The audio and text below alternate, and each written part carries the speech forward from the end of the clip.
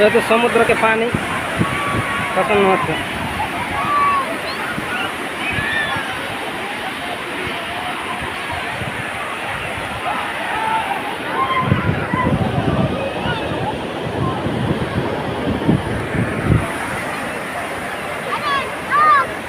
कत्तिक लोग मन बाहर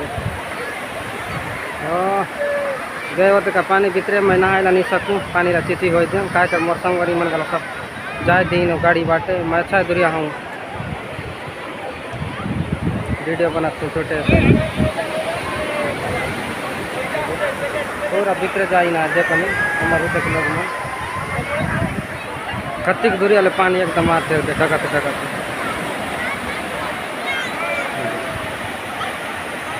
पूरी समुद्र में मैं पहुँचे हूँ